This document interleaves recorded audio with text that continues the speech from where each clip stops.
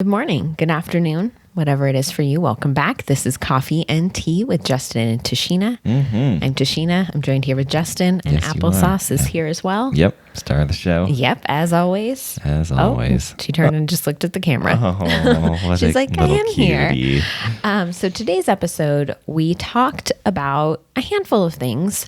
Whoa, Sorry. that was a close one. Yeah, it was. We talked about living off the grid versus rehabbing a home versus cosmetic upgrades to one. We talked about the potential of us buying and fixing up a church to live in. We went off about restaurants feeding us meat and plastic. Yeah, sorry, we got I got a little ranty there with I that think one. we both got pretty ranty in this episode. This is not like a common relaxing episode. I'm sorry. I feel I'm very hungry. riled up. Yeah, I'm hungry, and that definitely led to a little hangry. But hopefully you appreciate the journey that we go on, and you go on it with us. Yeah. And thank you for... There's a great, if you've been paying attention to our thoughts on where we're going to move and what the next step is going to be, then this is a really great update, I think, because we've entered a whole other stage of that thought process. Yeah. Yeah. Yeah.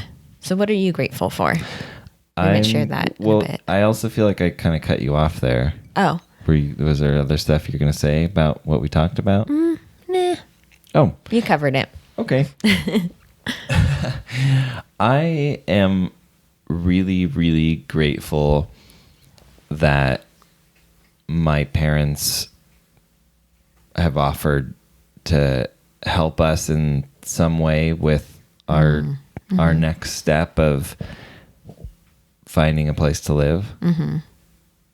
I been having a lot of good phone calls with my mom and with my dad as well.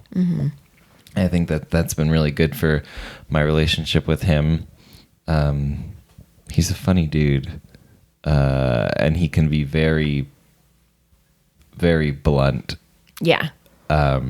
Which is good, I think. Yeah, it is good. And honestly, I mean, I'm not a huge fan of people giving unsolicited advice.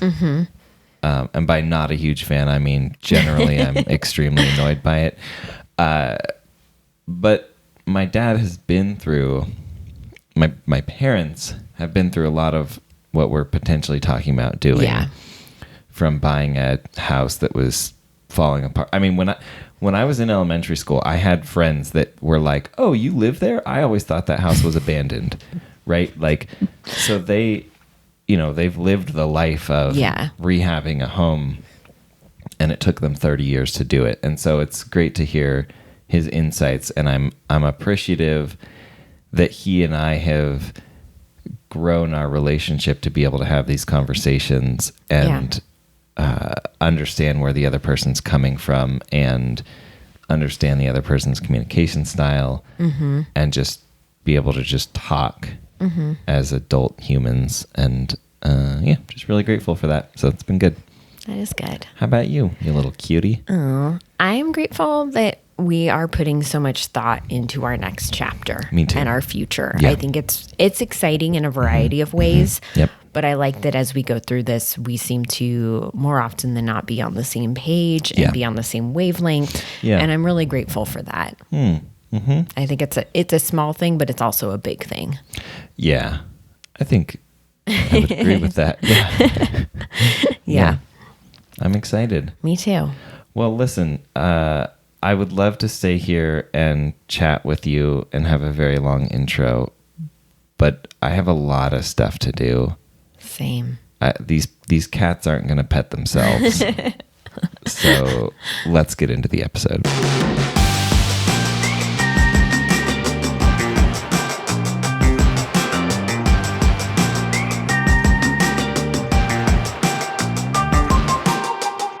So yesterday we had leftover aquafaba from when you had made the foamy matcha latte. True. Which didn't foam, that we talked about. The not foamy matcha latte. So I was like, what can I do with this that'll be like relatively simple? I've never done anything with aquafaba before.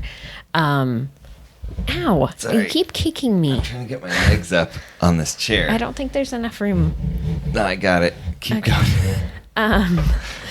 So, what was I saying? Aquafaba. Never cooked with it. Yeah, so I've never cooked with it. I've never done anything with it. So I was like, what's a relatively easy recipe? And What I is a know people relatively make easy recipe? mayo with it. Oh, okay. And so I looked up a few recipes and I tried the one from Minimalist Baker, which they originally wrote it with an inversion blender, but then said, here are modified steps to do it in a regular blender because we have a Vitamix. So I was like, okay, we have this high-powered blender. This will be perfect. Nothing happened. It literally just stayed liquid and then started to heat up. It never got foamy. It never got frothy. So I was really annoyed. But then Jess, Vegan Beauty Addict, messaged me and said she was thinking of trying it too because she also just has a blender because I'd posted on stories that I was doing this. And apparently a bunch of the comments were like, oh, if you're making it in a blender, you need to mix it all together. Nothing will happen, but then put it in the fridge overnight. And then the next day it'll like whip up. So I haven't finished that part yet. Oh, okay. So you did put it in the fridge. So I put it in the throw it fridge. in the garbage. Yeah, I didn't throw it in the garbage, That's but I cool. was so discouraged. Yeah. Because per the instructions in the recipe, it should have worked the same, which makes me wonder if they didn't actually try it with a regular blender or if their blender was different. But yeah, I thought that was super helpful. I'm glad that she went and read the comments because I had missed those ones. There were so many comments on it. And I think she probably just done like find blender maybe, whereas I was going through the whole thing. But it smells good. It was simple. I knew mayo was a ton of oil, but I didn't realize how much oil. So I'm curious how much it'll make in volume once it's foamy. Yeah. But I'm excited to give it a try because I was thinking it might be fun. We have potatoes. I might make like potato salad with it or something and see how it turns out. It's exciting. Yeah. Yeah. Because then I'm like, oh, we use chickpeas all the time. So if I can then use that to make mayo, that's better, especially because I love chickpea salad, which has mayo. So that would be like so does perfect. Bagheera. Oh my gosh, Bagheera, he loves chickpeas so much. He really does. He knows the sound of Chickpeas in the morning. Yeah, I think it's the smell. Yeah. He knows when you're opening a can of chickpeas and he comes running and he stretches out his little arms and does this on my leg because he wants one so badly. And then I take a skin off one and mash it a little bit and give it to him. And he'll eat like 3 or 4, which is a lot for him. Yeah, it's cute. Yeah. I have a fun food story too about yesterday. Yeah? Do tell. So Tashina and I were just super hungry and we were like, okay. You all right? There's a cat hair in my coffee that I didn't see, and then it like... Oh, delightful. Yep. That kind of has to do with my story. So anyway, we were like, okay, let's just order some food. And we looked for local places that delivered. And basically there was like no vegan food. Like it was pretty late in the day. Yeah. And so some of them had already closed and were taking pre-orders for the next day. So we were like, okay, let's just order Chipotle. I'm going to fast forward this story to the part where I bite into Tashina's sandwich and I'm eating it. Burrito. Sorry, right. Yes, it's a burrito. And I'm getting these like chunks of like really dry, like... Lettuce? No. Like, you know when you have like a grilled or like a cooked onion, but they didn't peel it the enough, so skin. there's like the really thick skin. So I'm like getting some chunks of those, and then I have this really long one. And I'm Ew. like, what is this? And I pull it out, and it's a giant piece of blue, like thick blue plastic. Like a plastic This is bag. horrifying. I know. And the worst part is, since then I felt like I have something in my throat. Like, you know how like when you take like a vitamin or something? Yeah. And it doesn't go down all the way, and you feel like there's something there. Yeah. Or like you're riding your bike and you like swallow a bug and it's like right in the back of your throat. I don't know if it's all in my head or if I actually have a piece of plastic stuck in the back of my throat, but it does not feel good. I don't like it. I will say when I found plastic in my Beyond Burger over the summer, I felt that way for days after because I was so like, oh my gosh, what did I eat a chunk of plastic? Did I eat multiple chunks of plastic? Yeah. Like I was really on edge. It feels so real back in my throat that I actually stuck my hand back there earlier to try to like feel around. It just made me gag. But if there's something in there, I think if you throw up, it'll probably come out. You think I should make myself throw up then? I don't know. I would Google it and see, because then it's like, what if it scratches your throat? Right. So I don't know. And it wasn't hard plastic. It was like from a bag, but it was definitely thick. I would call their corporate office again today. We tried yesterday, but it was too late in the day. Yeah. Yeah. I'll do that right after this. Bless you, Sneezy McSneezerton. But yeah, we've been very specifically avoiding that type of stuff. Yeah, we've been avoiding eating out. Yeah. Obviously. And our plan has definitely been, okay, if we are going to eat out, then we're going to eat from a local place, especially because we have friends out here that have restaurants. Yeah. And we tried the other day, but they were closed when you were up in that area. Right. I rode my bike out to get packages on Monday, I think. Yeah. And that was a terrible bike ride. Cold and windy. I didn't like it. I actually turned around and came home and put on warmer clothes and then went back. Anyway, I was gonna get stuff from Bolt Cutter, one of their restaurants, and from their ice cream shop. Yeah. Because they have, it's actually really cool. So good. Their storefronts have, both of them have kind of like, the front is just windows really, and then there's like a bar seating facing the windows. And so what they've done is opened one of the doors or removed one of the panes. I'm not sure exactly how they did it, and then they installed steel and plexiglass to create a contactless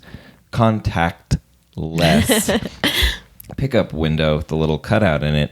And basically they're only taking online orders. Yeah. And then you just go and wait when your order is supposed to be ready. You wait far away. Yeah, and then they call your name and you grab your food and go. So that was what I was really, really excited about. Mm-hmm. But they were not open on the day. And I would be like, oh, I'll just ride back out there. But it's about 7 miles away. And like I said, it's been really cold and windy. Yeah, it's supposed to snow tonight. Yeah. So it's not good bike weather. No, but I really want their ice cream and their food. I really want their nachos, and I really want their honeycomb. It's vegan, calm down, but I really want their chocolate orange honeycomb ice cream. I wanted their like tempeh fish tacos that they make. Obviously not fish, but they're so good. And then they make a tea and biscuits ice cream, which is Earl Grey with like biscuits in it and cookies. Yeah, it's so good. That's what I've been craving for like days. And I've also been craving a buffalo sandwich from Bud's. So much. The slaw on that is amazing. Everything about that. But Bud's sandwiches, like, that was one of the places when we moved here I was so excited to go to because I love sandwiches. And it has never disappointed.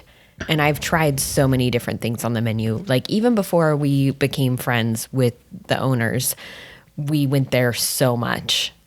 And like, no, not to Bud's. Oh yeah, that's true, not to Bud's, but weren't to their other places. Yeah, we'd been multiple Bud's, times before we became friends with them. Sure. we knew them. We were friends, but we weren't like super good friends yet. I feel like, and then we went to Bud's, and I was like, I need to go here all the time because sandwiches.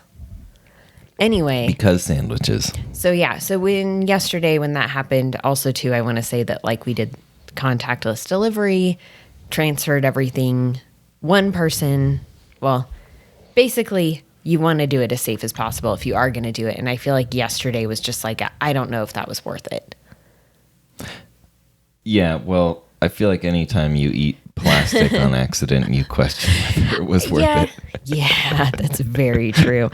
But I just feel like we've been so cautious, especially me, about things. Yeah. And that was just like, oh, like, Yeah, we finally threw caution to the... I mean, we didn't throw caution to the wind. We still did it in a very cautious way. Like, to open the food, Tashina, got clean plates and then unwrapped the food. And basically, you, like, drop the burrito onto the plate and then throw the wrapping away and then wash your hands. So, we didn't throw caution to the wind. But, yeah, it's still, like, we finally got food, delivered. And now there's plastic in it. Like, come on. Yeah.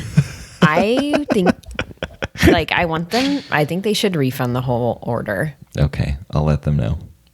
And I was going to say they should give us credit, but I don't think I would want to eat there again. Whenever stuff like this happens, I've never been back to Del Taco after they put meat in the Yeah. Yeah.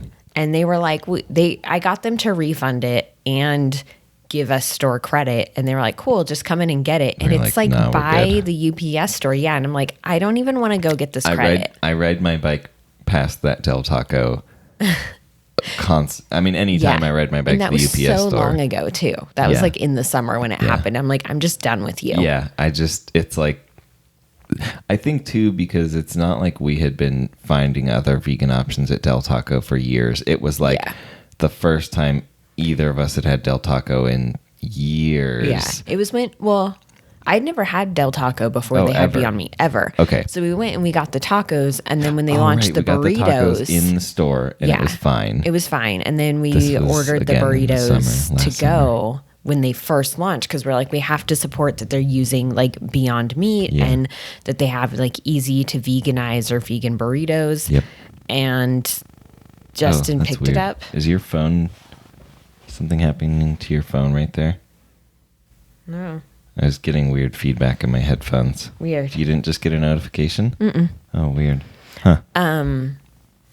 Anyway, so we ordered it to go, and Justin rode it home 7 miles on his bike. Yeah. And first bite into my burrito, there's a giant chunk of steak. Yeah. And it was gross. It was gross. And then I opened the whole thing, and the thing had Beyond Meat in it, but it also had chunks of pork or steak or something. Multiple chunks of other, like, real meat in it. Like, throughout the whole thing. It's not like it was one that fell in. This is why we need a sound effects board, so that I can just press, like, barf noise, barf noise, barf noise. And to me, too, it's like... Okay, I ordered the vegan option. Mm-hmm. If you're going to be one of those people that messes with vegans... whatever. You think it was intentional? Honestly, there was so much meat in it. I don't see how it wasn't intentional. It was not a mistake. They could have just had terrible cross-contamination prevention. Which is even like, but that's kind of where I'm getting at is like people are allergic to these things or like people don't eat certain types of meat for religious purposes. Sure. Like you never know why someone's ordering it. So like just be cautious. Be respectful. Being ignorant and or careless doesn't mean they did it on purpose. You're that's saying you true. think they did it on purpose? Okay, so Beyond Meat and Del Taco both claim that they are made on different counters in the back of Del Taco, that there's no risk of cross-contamination happening accidentally. So what you're saying, So going by what they say, it was intentional, which is messed up. Yeah. And if it wasn't intentional, that means they're totally lying about their setup of serving people who choose not to eat meat, and that's not okay either. Yeah. Like the thing is at least places like Burger King with the Impossible Whopper, they're at least upfront about like, hey, unless you request it cooked somewhere else, it's cooked on the same surface. And KFC with their or was it Popeyes? It's KFC. KFC, yeah, with their the Beyond chicken, quote unquote vegan chicken. They're like, yeah, we're not doing anything to make this vegan. It's totally going to be fried in all the same oils. They're even saying it's not even vegetarian because of that. Right. They're like, it's in the same fryers. Yeah. And like, I think there's, personally, for my personal eating, I would say there's a level at which cross-contamination, when you're going out to eat, you're like, okay, obviously something's probably happening. Yeah. But for a place where all they do is fry chicken all day, every day, for years on end. Yeah. I mean, I would not consider something that came out of the same fryer vegetarian either. Like, there's got to be just years of chicken fat and grease and just chicken juices just built up in there. Sick. Yeah. Yeah. And for me, Barf again, noise. with Del Taco, the fact that they were like, it's not even made near each other. It's like, which is worse? Like, All right. anyway. Now that we've gone, now that we've totally just like gone off on this. Yeah, sorry. This is meant to be a positive distraction, and clearly we are in a mood. I'm not in a mood. I'm in a great mood. I'm in a good mood too, but I'm annoyed about the plastic in the burrito. Yeah. It makes me concerned. Mm-hmm. Like, it's just not okay. Yeah. It's not okay, bottom line. Mm-hmm. I agree with you. And I think we should move on though. Can I just say one thing? Of course you can. Okay. I'm not saying stop in the middle of your sentence. I'm just saying let's wrap this portion up. Yeah, let's wrap this up for sure. But I think that it is unfortunate because I know that if you're working at that Chipotle, you need a job. Like, you're not in a position where you're able to work from home. And so it just sucks for people like that are impacted by this like careless mistake. Yeah. Because like that impacts people who aren't privileged enough to shelter in place or work from home at this time. And that sucks. Yeah. And it could have been avoided. Yep. Anyway. So okay. things are changing quickly in our thoughts about our living situation, which is really fun. It is fun. May Go I ahead. continue? Yeah. Sorry. I know you have a lot to say, but let me just express what I'm getting at here. All right. I think it's really fun for people who have been following along and paying attention to our thoughts about moving, because there's been a whole progression. Yeah. I mean, especially if you followed the vlog, then there's been a real huge progression of, us being in California, deciding to move out here, blah, blah, blah, blah, blah. I mean, wow. Yeah. What a journey it's been since we met. Yeah, I know. 9 years, 10 years, 18 years, 25 years. 45 years. 45 years. Since previous lives. Since Tashina was 20, 45 years ago. Damn. Anyway, it's exciting to me because even just in the small window that we've been talking about it, it's like, okay, like off the grid living. Oh, so exciting. Like, how are we going to do this? How can we? And then just sort of the realization of what that would really look like and how possible that really is. Yeah. And because we've been talking about it and thinking about it so much, bless you. Thank you. And we've been talking with our friends who have their plot of land in Arizona. Some of you might remember the episode with Christina, which was lovely. She's amazing. Yeah. We've been talking about, options with our families. Yeah. Things like that. Maybe moving back to Oregon, which I don't think we actually... We didn't I don't think we talked about it. But in addition to all the discussion about going off the grid, there's been discussion about sort of doing like not necessarily being off the grid as much as being like grid adjacent. Yeah.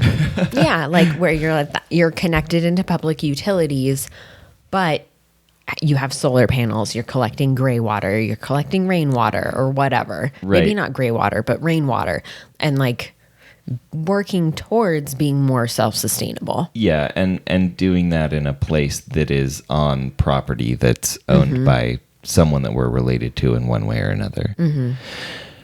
Which is really exciting to me. Yeah. That was really getting me going. I was really into that idea. Yeah. I thought it was really cool. And in the long term, there's still potential. Yeah. Multiple people in Tashina's families have discussed the possibility of buying a large parcel of land. We're talking like 30, 40 acres and then selling us 1 acre in that massive plot. So it's not off the table. No. Especially because we probably each have at least another 100 years to live. Yeah. So there's time. There's definitely There's always time. Yeah. But one thing is we started from there, we started looking at houses that would be rehabbed. Yeah. And questioning if we could find a house for cheap enough that it would make sense to move in immediately and start rehabbing it. Yeah. And I also want to, yes. Well, I was going to say kind of similar to what Laura Beverlin has been doing with their house in No Florida. idea what Laura Beverlin's been doing with their house in Florida. Laura and Mark bought this house. They moved in a year ago and it had been abandoned. And so they made one room livable and then started working on getting the bathroom and the kitchen done. They just made like bare minimum space. Yeah. And then now they've been fixing up room by room because it's this huge house. But yeah, it was literally abandoned. It was missing windows. There were animals living in it. Like it was a rehab house. That's crazy. Yeah, that's basically exactly what Tashina and I have been talking about. Yeah. And I grew up, the house I grew up in, which is now a fully remodeled Airbnb, at the time, there was no... There were times when there was no sheetrock or insulation or anything on the walls. Like you could look at the wall and you could see outside because there were slats out into the outside world. There was a hole where a fireplace once was that was so big that you could crawl into the basement from it. Even when Tashina and I lived there the first time, it was still on the original 1885 stone foundation, dirt floor basement. We had heat in one room. There's a well on the property that was just basically just covered by a couple boards. It was so when sketchy. we were kids. Yeah. It was safe, but it made me so uncomfortable. I don't know. It's not like they were rotting boards. That it was safe. But okay. Okay. If you say so. Anyway, it's covered now. It is now paved over, which is unfortunate. That's a whole other thing. So my point is just that when I see a house like that, while I know it would be a lot of work, and I know it would be a lot of money, there's still a level of excitement and definitely a level of comfort in being like, that's where I came from. Like I could go back to that.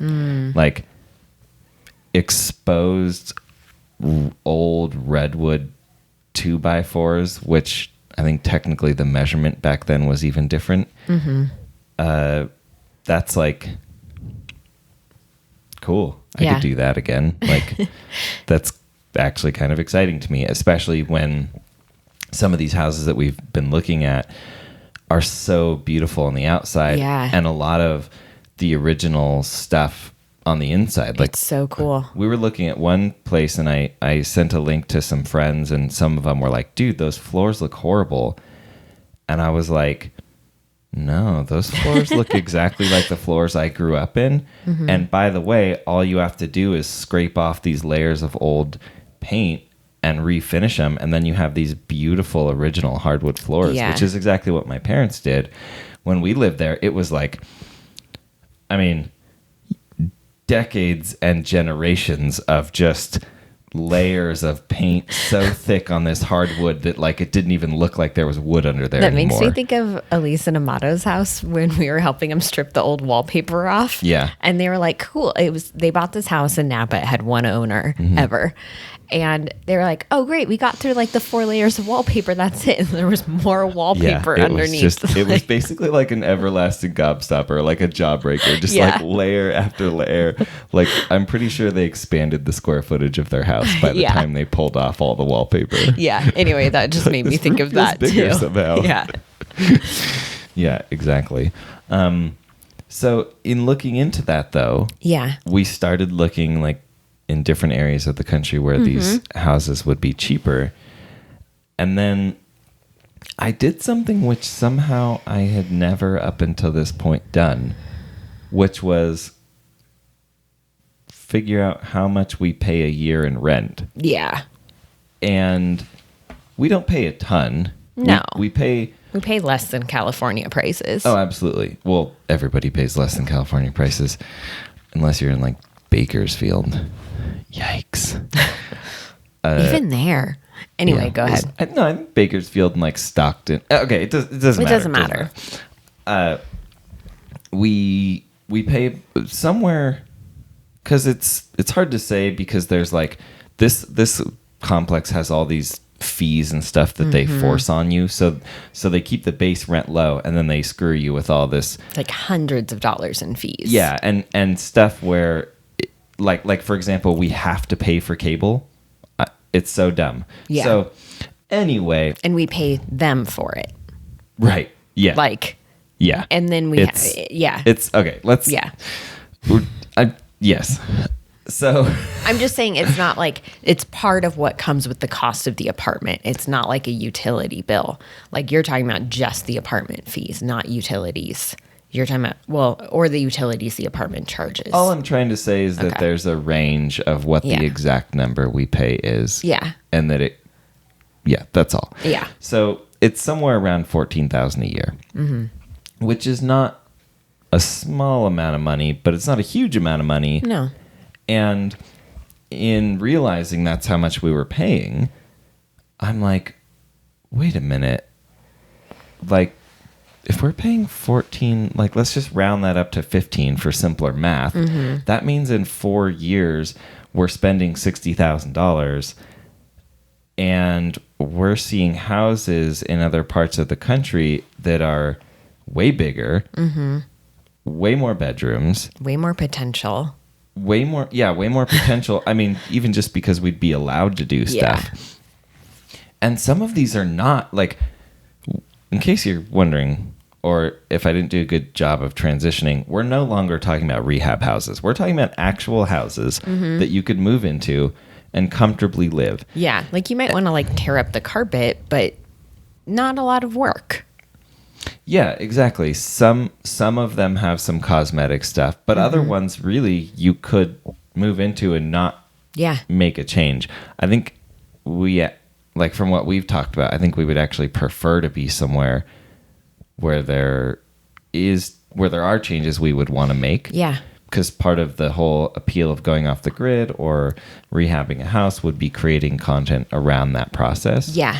Which we can obviously do just for cosmetic stuff. I mean, in fact, realistically, the cosmetic stuff is probably way more relatable for people because I think it's way more likely that somebody's doing cosmetic changes than they are doing a whole house rehab project. I don't know.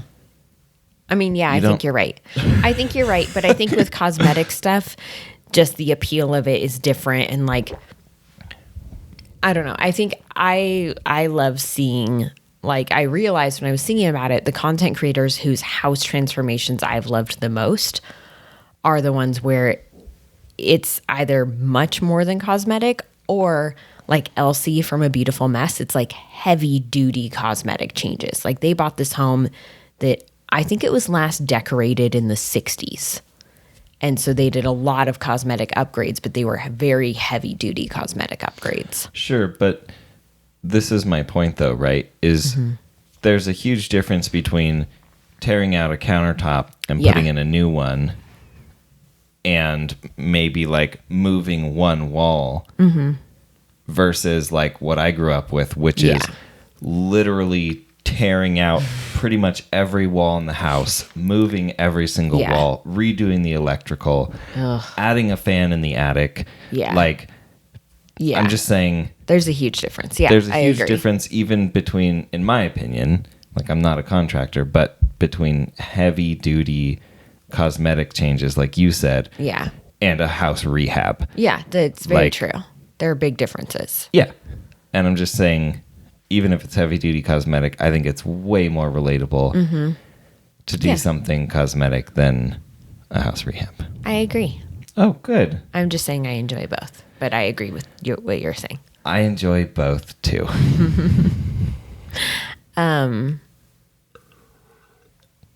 Okay, sorry. So you were saying, I interrupted you. I don't remember what I was saying. You were talking about like the idea of how some of the houses we were looking at would just need cosmetic upgrades. They're not rehab homes. They just need cosmetic upgrades.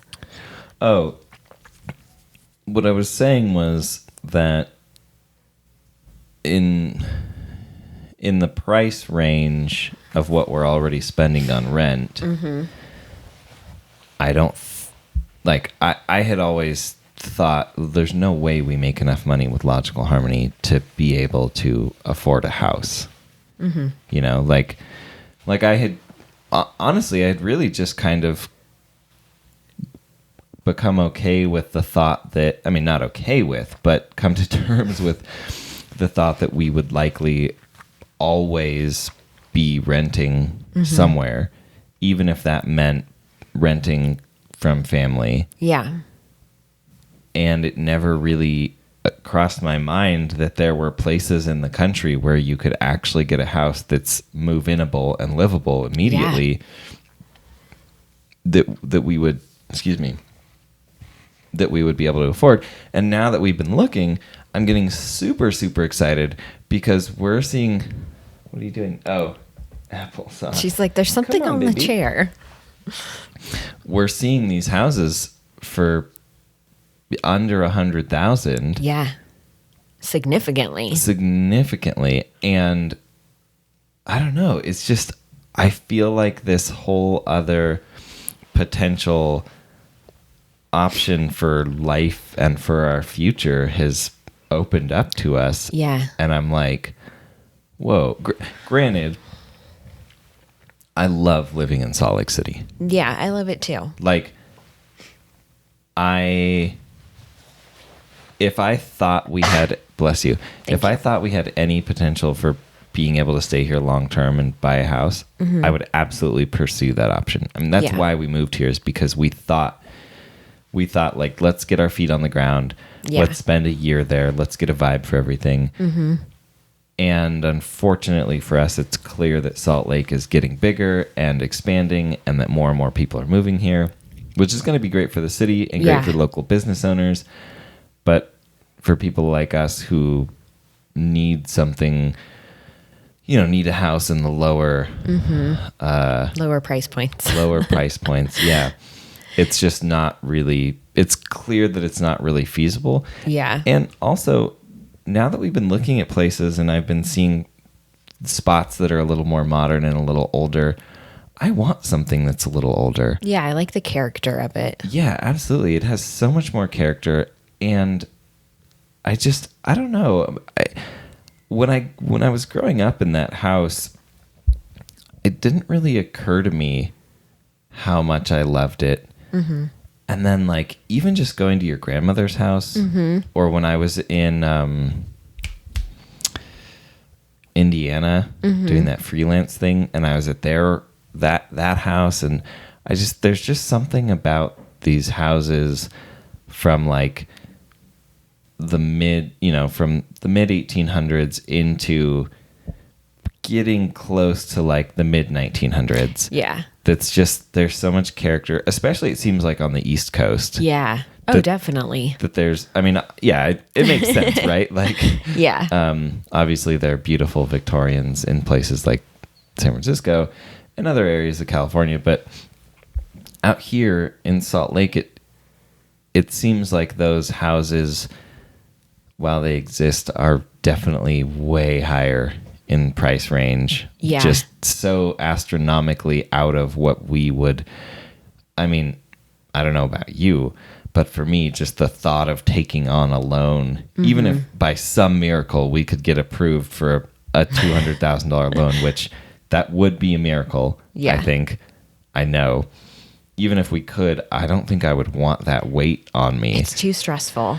Yeah. But oh, go ahead. 50 to 100,000, like, yeah, that seems realistic. And especially the mortgage payments from, obviously we haven't done like all the fine paperwork, but from what we've seen and just like doing online mortgage calculators, the payments are pretty reasonable. Yeah, like even if we were to double what the estimated payment is, we'd still be paying. Yeah, we'd still be paying less, significantly less. And so the idea that then we'd be in a place that we could work on as stuff comes up is really appealing, because here, again, like I love it here too, but a lot of the areas that we could afford a house in are areas that I'm realizing. So as we're still having aftershocks. Last night we had one that was like a 4.2.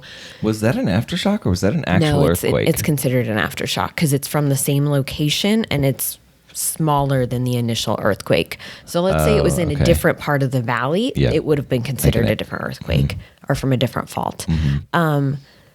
So after that, I started to look into geographically how that fits into the housing market here, and realizing that the affordable areas are very risky areas to buy a house in here. Risky for earthquakes? Is that what you mean? Yeah. So basically what they're saying, so here with how the faults are set up, we'll never have like a 9-point earthquake. The biggest we'll have is like a 7. But they're estimating that when that happens, which should be in the next like 10, 15 years, that's per the historic timeline, you know, it kind of runs on this cycle, that when that happens, a lot of chunks will drop in elevation 10 to 15 feet, which could potentially cause then the Salt Lake to flood them. Because initially the Salt Lake Valley was all a big lake. So because of the, you know, what they suspect would happen with the elevation drop, a lot of the homes there, you can't get earthquake insurance on, or you need to be like the foundations aren't set up. A lot of houses here aren't set up to be in an earthquake prone area. So they need a lot of retrofitting to make them safe.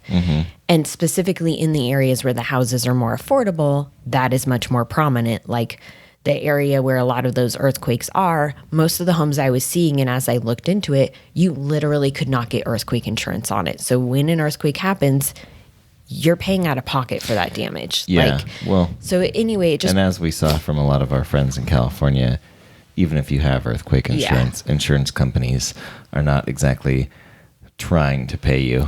no. So I just felt like, okay, that puts it a lot more in perspective as far as what the reality of the situation here is.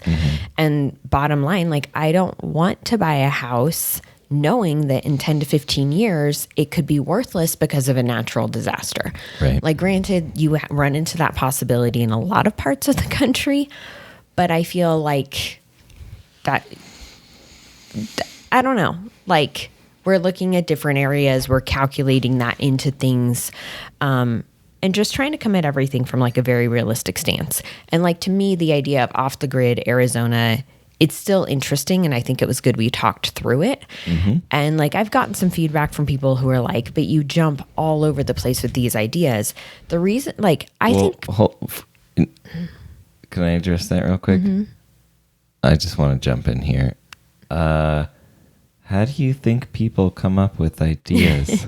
Like, Yeah. I don't know who said that or how many people said that, but like, have you ever heard of brainstorming? Like, what do? You just like magically come up with the perfect idea and then stick to that idea and put on blinders? Well, like, that's just ridiculous. I think, of course you jump around with ideas. Yeah. That's how you come up with good ideas. Yeah. I think some people just don't move as often, or don't move. Like, there are a lot of people that still live in their hometown, you know, things like that. And so I think it's just like a different way of living, a different way of viewing how you want to live. I guess it just, the way you made that sound is that they're criticizing you.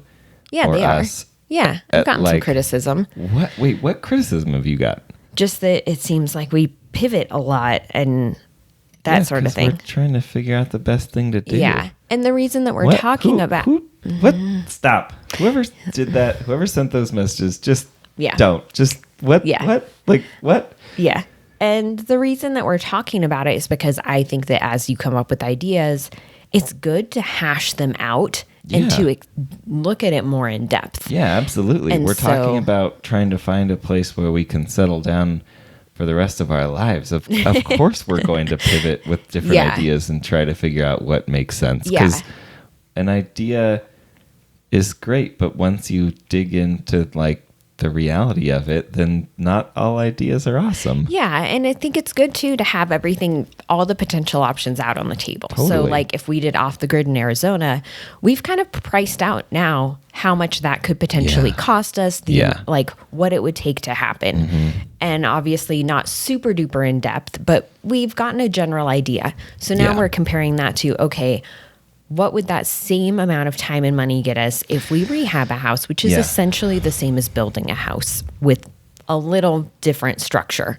And then looking at... Well, especially when you factor in that if we were doing the off-the-grid thing, we wouldn't have water or electricity starting out. Yeah, which we might not in some of the rehab houses either. That's the thing. Yeah.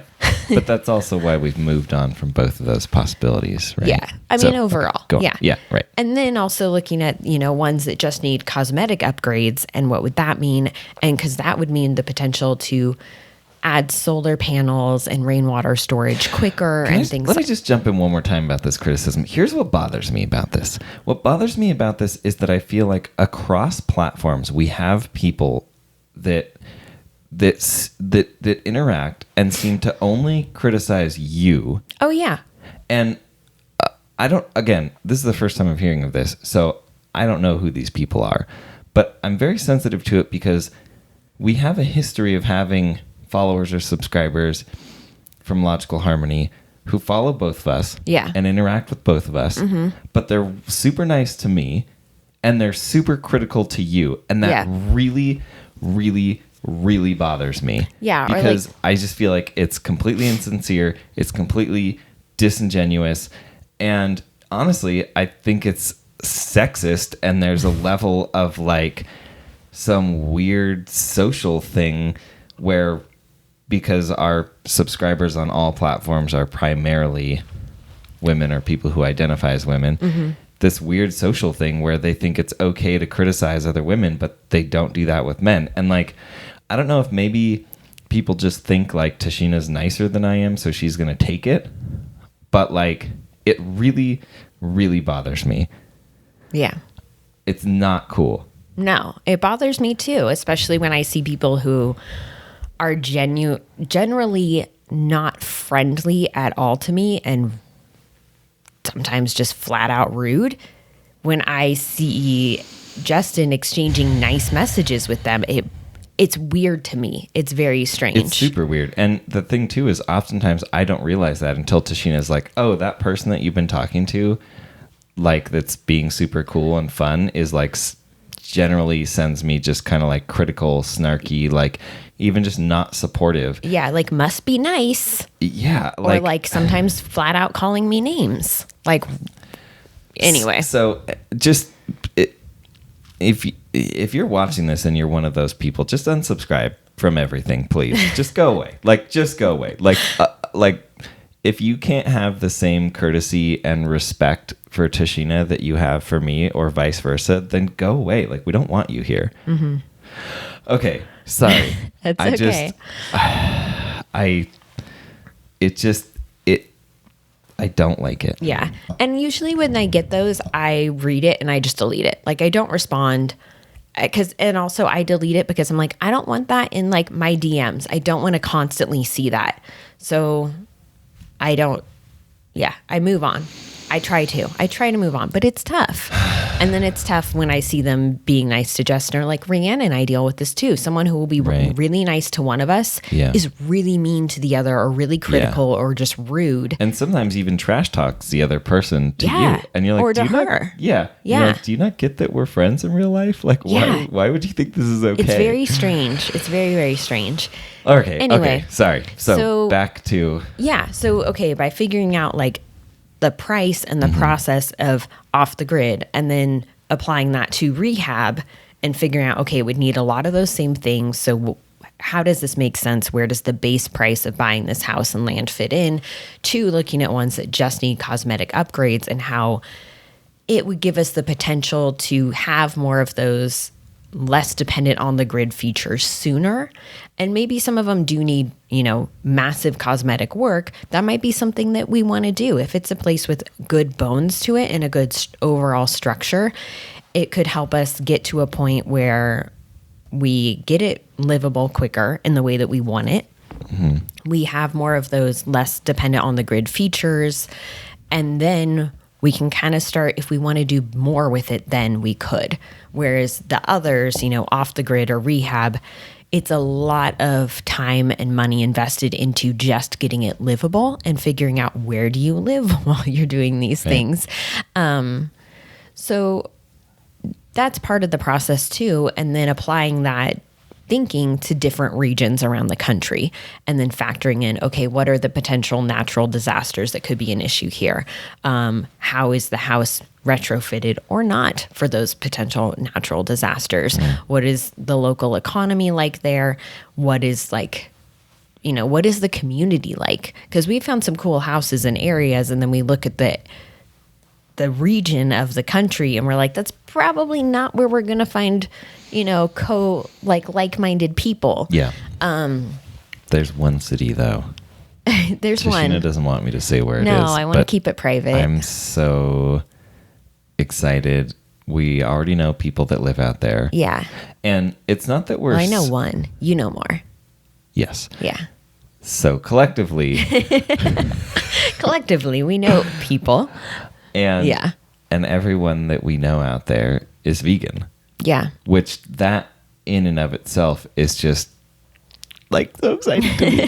Like I'm so excited about this part of the country, and I feel the way about it that I felt the way about Salt Lake before we moved out here. It's so funny to me. I don't think that I'm going to love it as much as Salt Lake once we get there. That's for sure. I think that this is kind of like my favorite place, and I wish we could stay. Me too.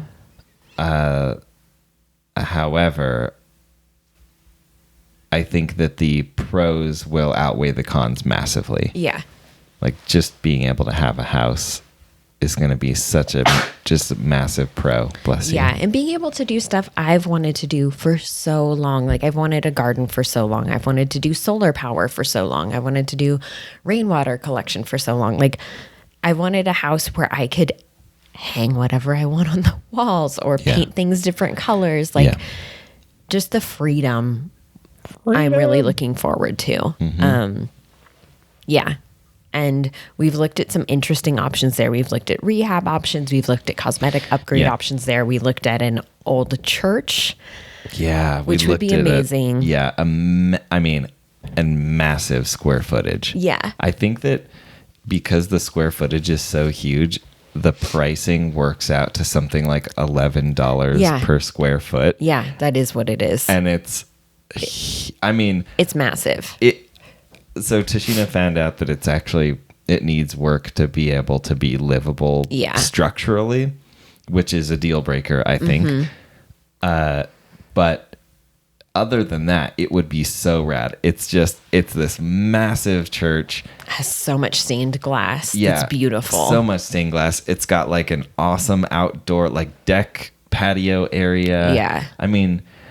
Wow. Huge bedrooms. The open space. Massively high ceilings. Because we were looking at, when we were talking about doing off the grid and we'd be building, we wanted a very open floor plan, which this definitely has. It's so open that we would basically have to build boxes. Not rooms, but boxes to enclose filming areas. Yeah. Because, spoiler alert, giant rooms with huge high ceilings don't have great acoustics for recording videos. Yeah. But we could build lofts there.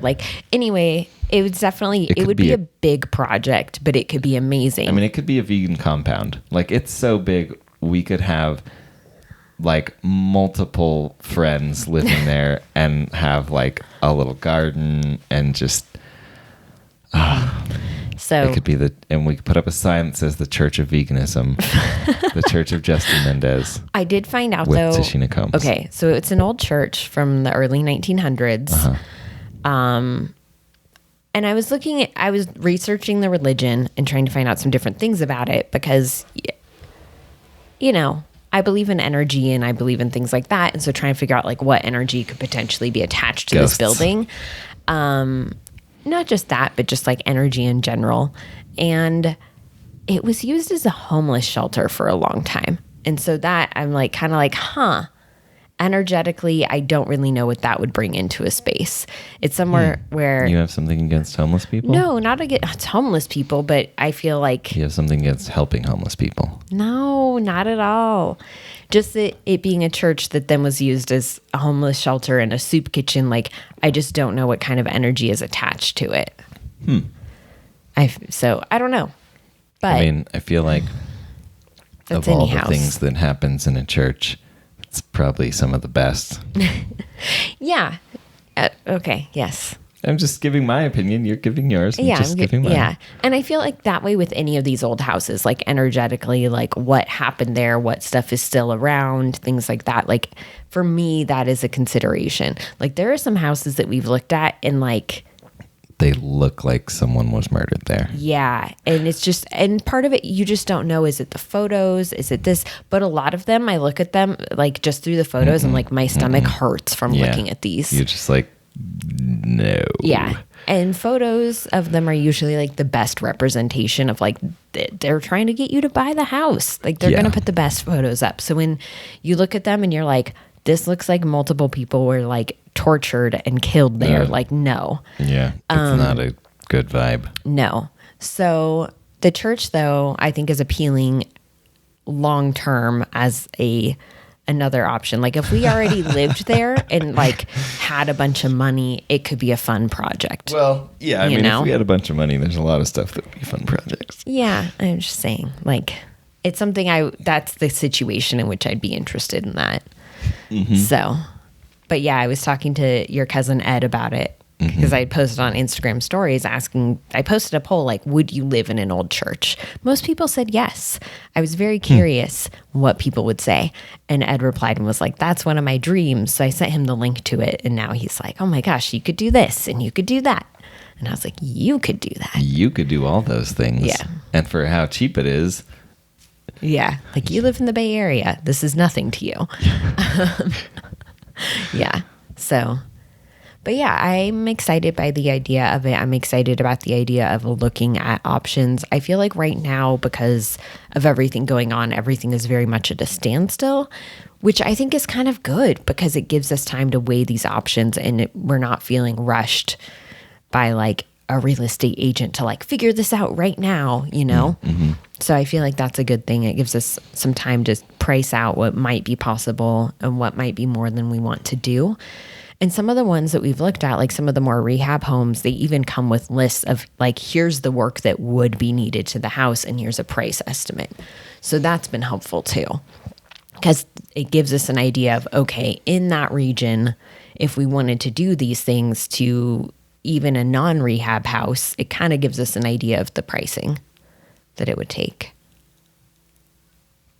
Yep. So, yeah, I'm excited about it. I think it's fun to think about. I think it's good to go through these processes and to talk things out. And it's not always meaning, yes, this is what we're going to do, or like, oh, I'm so gung-ho about this idea. This is happening. And I think some people are taking it that way. It's really just us sharing like what this process is like and what we want to do. And like, if we do buy a house or when we do buy a house, I want to document the whole thing. So I'm kind of debating if I should start writing blog posts now and just not publishing them about like all these different avenues. Cause then I feel like when we do buy something, it'll give more context for like, here's why we picked this. Yeah. Yeah, I just think it'd be fun to share. I enjoy sharing this thought process, and there are a lot of people who have provided helpful feedback too, which I appreciate. Nice. That's awesome. Yeah. Thank you. Yeah. Thank you to all those people. Yes. Thank you. I am really excited also. Good. I don't really have much to say other than that. I think we pretty much covered it. Yeah. I'm going to keep looking at places. Mm-hmm. Yeah, totally. Like I said, it's exciting to me that we've been able to live here because we know, like you said, what we can afford. Yeah. And what we want to afford. I think that's another big thing. Yeah. And it sounds like my parents, it's so interesting to watch the financial journey of my family and how it's changed over years. Mm-hmm. So it sounds like my parents might be able to help us out with a down payment, which feels weird saying. Yeah. Like those are never words I thought would come out of my mouth, especially like, you know, if you consider previous conversations that we've had where I was raised to think that like college was only for rich people. Yeah. That like average people just shouldn't even think about going because there's no possible way like a normal person could go to college. Mm-hmm. And obviously there are a lot of colleges out there and a lot of places where that's not an option for people. Mm-hmm. My point is, I guess it was just, I think it was way more accessible than I was led to believe. Not intentionally led to believe, but it's just because what my family thought was true. And I guess I always had a dream of having a house, but I never thought that my parents would be able to help. Mm-hmm. So that's an interesting thing. Yeah. Interesting stuff. But yeah, I think it's fun to explore the possibilities and see what we feel like makes sense. It really is. It's nice. I'm enjoying it. Good. I'm glad. Thank you. You're welcome. Well, this seems like a good place to wrap it up. It sure does. Yeah. I feel like we ran out of steam. So, all right. Well, thank you so much for joining us. Thanks for watching. Thanks for listening. We really appreciate it. And we will see you or talk to you next time.